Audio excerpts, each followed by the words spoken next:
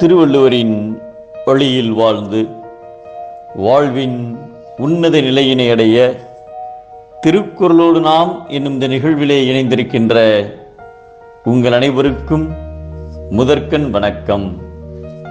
குறள் எண் 925, அதிகாரம் கல்லுண்ணாமை. சண்டகன் என்பவன் சேனம் என்ற மலைப்பகுதியினை ஆண்ட குறுநில மன்னன். வேடர் மரபினை சார்ந்தவன். அம்மலைப்பகுதியில் இருந்த வேடர்களுக்கெல்லாம் தலைவனாகவும் இருந்து வந்தான். எதற்கு மஞ்சாத நெஞ்சம் படைத்தவன். மிகுந்த சினமுடையவனாக இருந்தாலும் இலகிய மனம் படைத்தவன். அடுத்தவரை ஆதரிக்கும் குணம் படைத்தவன். இவ்வாறு சிறந்த குணங்கள் பல இருந்தும் மது அருந்தும் தீய பழக்கம் இவனிடம் மிகுந்து இருந்தது.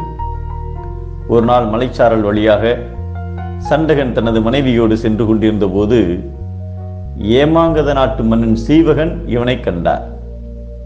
வில்லும் கையுமாய் நின்ற இவனது நற்குணங்களை முகக்குறிப்பால் அறிந்த சீவகன், நீ யார், எங்கிருந்து வருகிறாய் என்று கேட்டார்.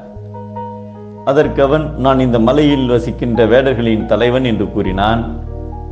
நீ இந்த மலைப்பகுதியில் என்ன உணவு உண்டு வருகிறாய் என்று சீவகன் கேட்டார்.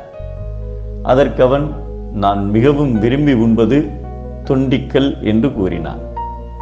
இவ்வாறு சண்டகன் கூறியதை கேட்ட சீவகன், தன்னை உண்டவரை நரகத்தில் தள்ளி கொன்றுவிடும் நீசக்கல்லை உண்டு வாழ்கிறேன் என்கிறாயே, இது எவ்வளவு நாசமான காரியம்.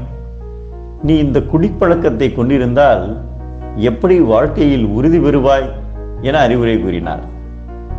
சீவகனின் அருளுரை கேட்ட சண்டகன் அறிவுடையவனாக மாறி மதுப்பழக்கம் வாழ்க்கையை கெடுக்கும் என்பதை அறியாமல், இழிவான இக்கல்லை இதுவரையில் குடித்தே வந்துவிட்டேனே என கலங்கி வருந்தினான்.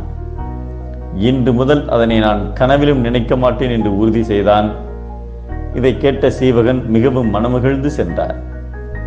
குடியை கெடுக்க வந்த குடிப்பழக்கத்தை இவன் அறிவு பெற்றபின் அடியோடு விட்டொழித்ததால் அறிவிலிகளே மதுவை குடித்து மகிழ்வர், நல்லறிவு சிறிது உடையவராயினும் அதனை அணுகமாட்டார்கள் என்று அக்காலத்தில் இருந்த பலரும் இவனை குறித்து மகிழ்ந்தனர்.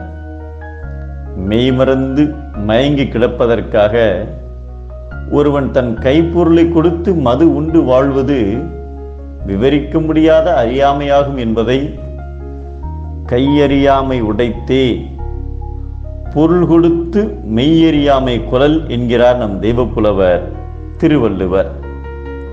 மது உண்டால் மெய் மறக்கும், மது மறுத்தால் வாழ்வு சிறக்கும்.